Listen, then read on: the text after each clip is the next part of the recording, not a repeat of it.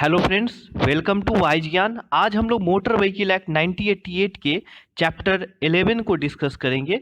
इसमें जो भी इम्पोर्टेंट क्वेश्चंस हमारे पॉइंट ऑफ व्यू से लगा उसे मैं यहाँ पे डिस्कस कर रहा हूँ। आप लोगों ने अगर इसका थ्योरी पार्ट नहीं देखा है तो उसे ज़रूर देखिए। मोटर व्हीकल एक्ट 1988 के प्लेलिस्ट में आपको मिल जाएगा। तो शुरू करते हैं। Question number 1, which can makes rules on motor vehicle temporarily living और विजिटिंग इन इंडिया। मीन्स कि जो भी व्हीकल्स होते हैं वो टेम्पररी अगर इंडिया में आती है अदर कंट्री की, या यहाँ से लीव करती है, ओके, तो उस कंडीशन में इस पे जो रूल्स बनाती है वो कौन बनाती है? Central government, state government, anyone या बोथ? तो इसका जो आंसर होगा सेंट्रल गवर्नमेंट। सेंट्रल गवर्नमेंट इस पे रूल्स बनाती है। जो भी इस तरह की अगर कंडीशन रहती है, अगर इंडिया में कोई विजिट करता है टेम्पररी या लीव करता है यहाँ से कोई भी व्हीकल्स, तो उस पे जो भी रूल्स बनाएगी वो सेंट्रल गवर्नमेंट्स बनाएगी। Okay. Question number 2, chapter 10 liability without fault in certain cases is omitted.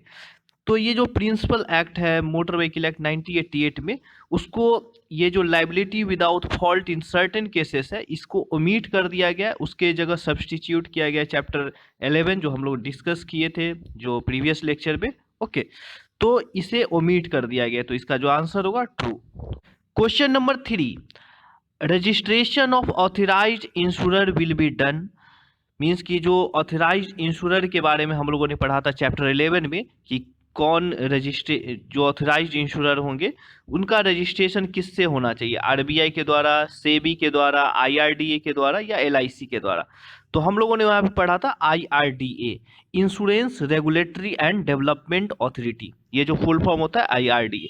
तो जो भी ऑथराइज्ड इंश्योरर होते हैं वो आईआरडीए से रजिस्टर्ड होते हैं। ओके, जैसे आरबीआई से जो भी पैसा का लेन देन होता है, जो भी बैंक होते हैं बैंकिंग सेक्टर में, जो भी बैंक हुए जैसे पीएनबी, यूको बैंक, ये सब आरबीआई से रजिस्टर्ड होते हैं। जो स्टॉक एक्सचेंज है, जो security exchange board of India जो सेबी है, वो सेबी जो भी जैसे बॉम्बे स्टॉक एक्सचेंज, निफ्टी, ऐसे बहुत सारे एक्सचेंज है, वो सब सेबी के द्वारा रेगुलेट किए जाते हैं। उसी तरह से एलआईसी है, तो एलआईसी एक पार्ट है आईआरडीए का, मतलब कि एलआईसी एक कंपनी है जो इंश्योरेंस प्रोवाइड करती है, वो रेगुलेट होगी आईआरडीए से। तो इसका जो आंसर होगा, जो ऑथराइज्ड इंश्योरर होंगे वो आईआरडीए से रजिस्टर्ड होते हैं। Question number 4, what is the meaning of hit and run motor accident. जो hit and run motor accident होता है उसका क्या मीनिंग होता है? तो एक्सीडेंट बाय हीट मीन्स कोई हिट कर दिया, उस तरह के एक्सीडेंट, या कोई एक्सीडेंट करके रन अवे हो गया, आफ्टर एक्सीडेंट रन अवे, या identity of motor vehicle can not B ascertained. Okay, means कि जो मोटर व्हीकल जो चला रहा था या मोटर व्हीकल का आइडेंटिटी है उसकी पहचान नहीं हो पाया, इस तो ये जो केस होते हैं, जो एक्सीडेंट होते हैं उसके बाद अगर आइडेंटिटी उसकी मालूम नहीं पड़ता है, तो वो हीट एंड रन केस आता है। ओके, तो इसका जो आंसर होगा C, identity of motor vehicle can not be ascertained। Okay. Question number 5, which vehicle has to do policy of insurance under the public liability insurance act 1991। तो हम लोगों ने पढ़ा है कि थर्ड पार्टी जो इंश्योरेंस होता है वो हर व्हीकल्स को ज़रूरत होता है, लेकिन यहाँ पे जो इंश्योरेंस है पब्लिक लाइबिलिटी इंश्योरेंस, ओके, तो ये जो इंश्योरेंस है, ये जो इंश्योरेंस है जो व्हीकल कैरी करते हैं डेंजरस या हेजार्डस गुड्स, उन्हें ये भी इंश्योरेंस करवाना होता है, public liability insurance act. Okay, तो इसका जो आंसर होगा ऑप्शन नंबर सी।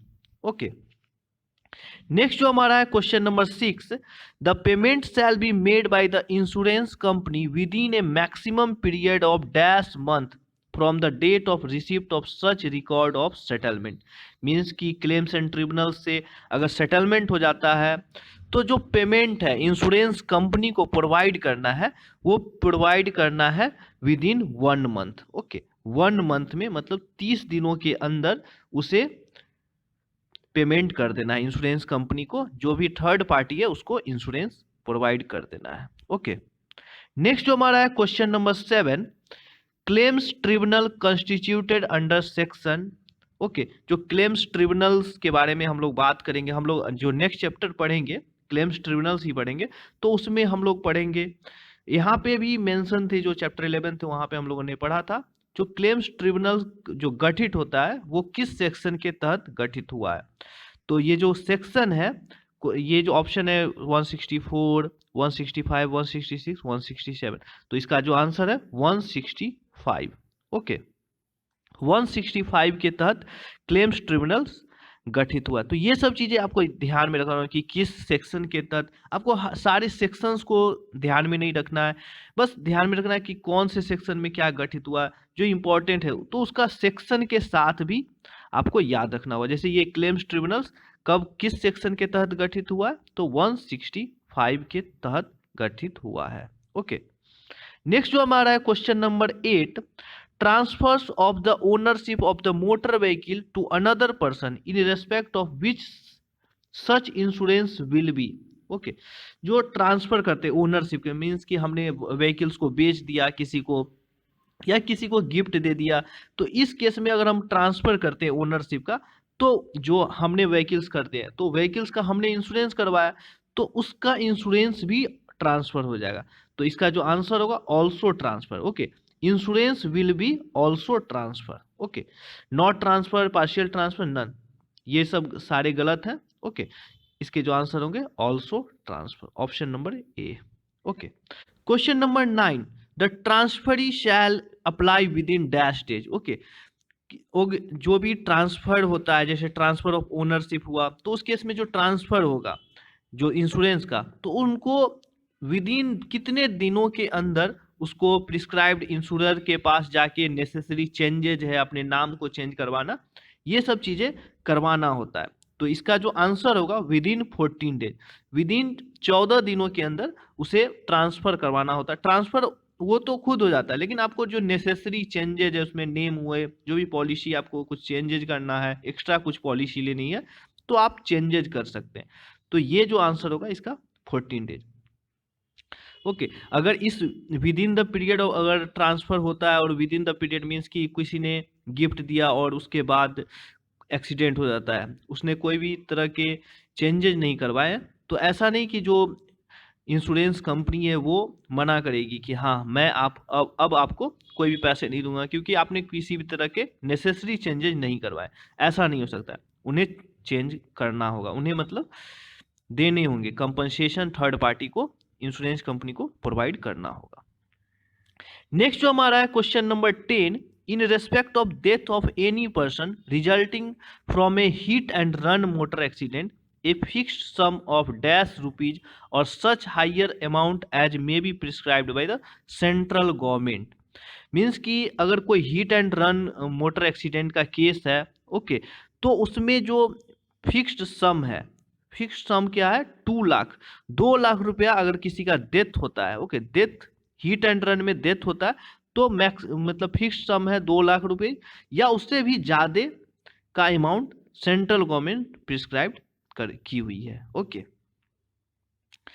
नेक्स्ट जो हमारा क्वेश्चन नंबर 11, अगर किसी का में से दुर्घटना होता है हिट एंड रन के केस में, तो इस केसेस में सेंट्रल गवर्नमेंट ने प्रिस्क्राइब कर रखी है कि फिक्स्ड सम ऑफ 50,000। ओके, 50,000 या उससे ज्यादा, मीन्स मिनिमम 50,000 उसे मिलेगा अगर हिट एंड रन का केस होता है तो। Question number 12, the owner of the motor vehicle or the authorized insurer shall be liable to pay in the case of death of rupees। Means कि इन case of death होता है, तो owner या जो भी ऑथराइज इंश्योरर है उसको liable है पे करने के लिए कितने रुपीज, तो उसे 5 लाख रुपए तक की आपको मतलब 5 लाख रुपए को वो लाइबल है पे करने के लिए। ओके, 5 लाख रुपए तक उसे पे करना होगा अगर किसी का डेथ होता है तो। अगर किसी का दुर्घटना होता है, the owner of the motor vehicle और the authorize insurer shall be liable to pay in case of grievous hurt rupees. Means कि अगर दुर्घटना होता है तो उस केसेस में उसे 2.5 लाख मीन्स 2.5 लाख रुपीज का उसे लाइबल होता है, वो लाइबल है पे करने के लिए 2.5 लाख रुपए अगर किसी का दुर्घटना होता है तो। ओके, नेक्स्ट जो हमारा है question number 14, motor vehicle accident fund constituted under section. Means कि हम लोगों ने अभी पढ़ा था जो क्लेम्स ट्रिब्यूनल्स के बारे में, उसी तरह से मोटर व्हीकल एक्सीडेंट फंड जो गठित हुआ है वो किस जो सेक्शन है किसके तहत गठित हुआ है। तो इसका जो आंसर होगा 164 बी। Okay, 164 B. और जो क्लेम्स ट्रिब्यूनल्स थे उसके लिए 165 हम लोगों ने अभी डिस्कस किया था। ओके, अगर आप लोगों को ये सीरीज अच्छा लग रहा है तो जरूर चैनल को सब्सक्राइब कीजिए, लाइक कीजिए और दोस्तों में शेयर कीजिए। नेक्स्ट जो हमारा है question number 15, motor vehicle accident shall be utilised. Means कि जो मोटर व्हीकल एक्सीडेंट फंड जो बना है 164 बी से, सेक्शन 164 बी के तहत जो गठित हुआ है, उसका जो फंड होगा, फंड रेज होता है, जो फंड आएंगे वो कहाँ पे यूटिलाइज होगा।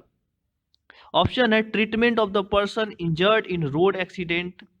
मीन्स कि जो भी रोड एक्सीडेंट में पर्सन इंजर्ड हुए हैं उसके ट्रीटमेंट में, compensation of person who died in hit and run motor accident, या compensation of person who grievously hurt in hit and run motor accident, या ऑल। तो इसका जो आंसर होगा डी, ऑल। ऑल ये सारे केसेस में, और सारे भी केसेस हैं जहां पे मोटर व्हीकल एक्सीडेंट फंड का यूटिलाइज किया जाएगा।